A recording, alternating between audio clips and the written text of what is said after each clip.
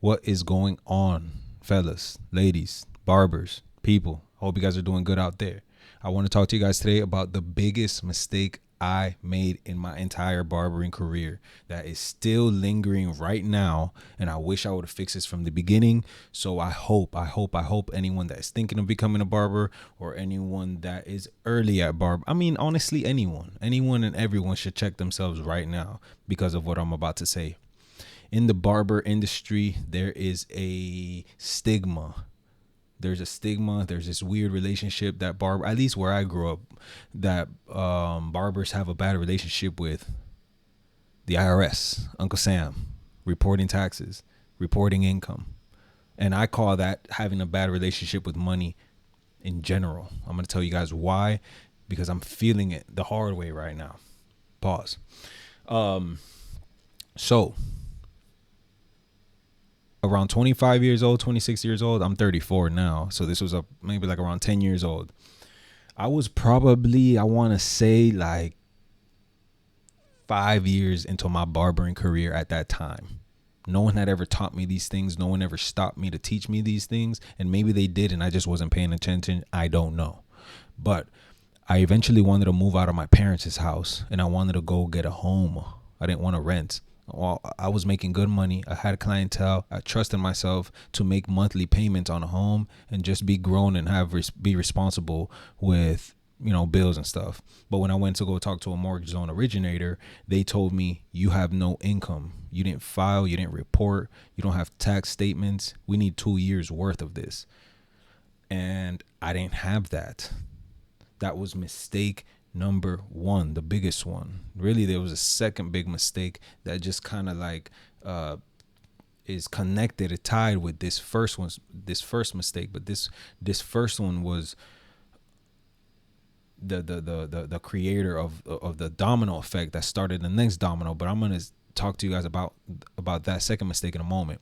So this first one, I was not allowed to borrow money to get a home. He said you have to go back, report 2 years straight of income, and then you can come back, he said, and then you can come back and we can have this conversation again where you can see how much the banks will let you borrow to get a home. So that meant 2 more years of living with my parents, or I'd have to go rent, which we know renting is kind of like giving your money away, but that's another topic. That one hurt. That one could have been avoided. It wasn't worth the few dollars that, the stigma in the barber world where you don't report your taxes or you don't report cash. It wasn't worth it. I would have rather let IRS know, hey, IRS, I'm making 50, 60, 70, 80, 90, $100,000 a year. Here it is, so that I can, make those big boy moves, get a property. Who knows? It could have been an investment property. And this is taking me into the domino effect, how it affected me more. Because once I became financially literate and I started reading books on finance, I just started looking back at how badly I was treating myself as a business in the United States.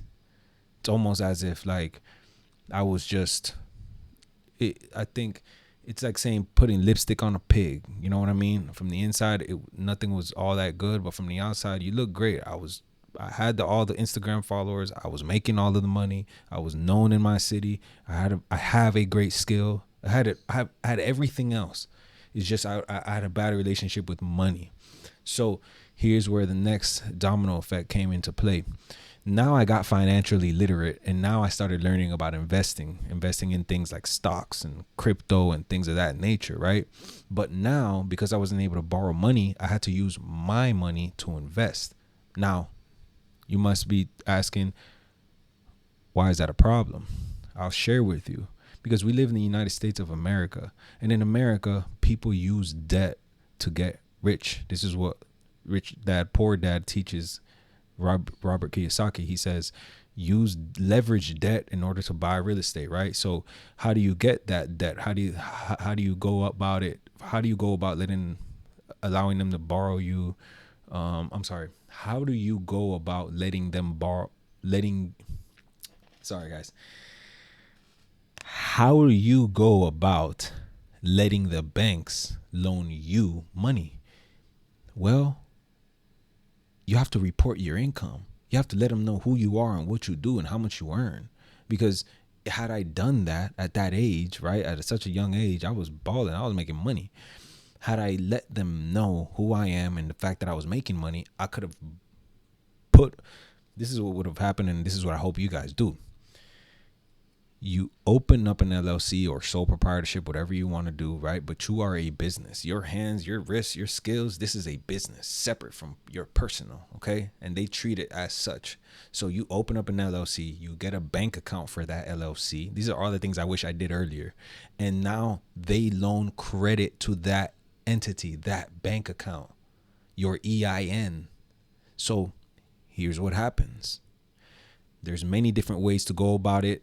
I am not a financial advisor. This is not financial advice. This is just for entertainment and sharing my story purposes only. I could have used that credit, bought all of my expenses, bought food. I got to eat, right? The guy with the skill, the risk, he has to eat, right? That's tax deductible. All of the gas that I needed to put in my vehicle in order to get to the barbershop, I would have put it on that credit card, tax deductible. All of the tools that I was buying, all of the marketing that I was paying for on Instagram, social media, cameras, and tools that I was using in order to market myself or my skill. There's a lot of deductions there that could have been used on a credit card, someone else's money. Just, it's almost like fake money. You could have just used it, right? And especially if they were a low interest or no interest for 12 months credit card, even better. But this is a topic for another video. Now, how does this help you? Because instead of getting from your money, your pile of cash that you are cutting hair from, right? You could have used their credit card to buy that stuff that's needed. And now you have your full money, your full set of money right here that you can go out and invest. That you could go out and buy some Bitcoin, buy some crypto, buy some stocks. So in order for you to grow your money. Barbers, believe it or not, it's possible for us to make more money than even the damn barber owner if we pick the right stocks or pick the right crypto or pick the right investments. As long as you have a good investment strategy and you're following the right people, it's possible. But it's not possible if you don't play their game correctly and you follow the old school ways like I did of the old barbers giving you advice. Oh, save your money, don't what was the advice that I would hear? Don't report your cash, stuff like that. That's that old stigma of people who are probably broke, just probably don't have a good relationship with the system. There's a lot of people that don't have good relationship with the system, and it's very popular in the barber world. That's all I'm trying to get at. So as a barber, becoming financially literate is so important, because we don't have a W-2 job where someone is, setting aside money on a 401k and stuff like that. We don't have that. We have to comb through all of our money and know where to invest, know where to save some, and know, what percentage to use for your life and personal things that you need. It's up to you. So this is why I'm creating this channel. This is why I'm talking about this now, actually, because I didn't have anyone to talk to me about these things. I could go on many excuses on why it could have been, I'm a first generation American. My parents, they didn't know about the system. They barely, there's no excuses. Now I'm here. I'm 34 years old, made the mistake already, but I'm alive to talk about it with you guys. And I'm grateful for that. So if you like this style of content, please welcome in here. Hit that subscribe button.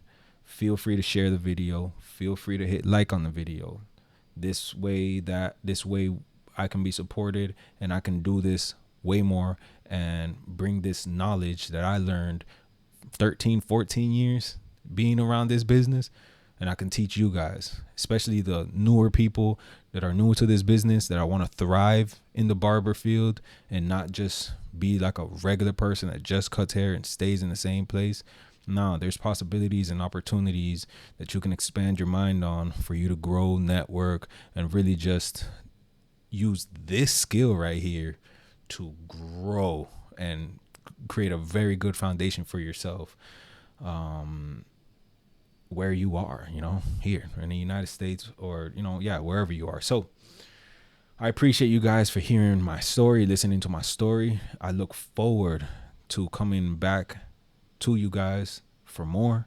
For now, this is all I got. All right. Peace.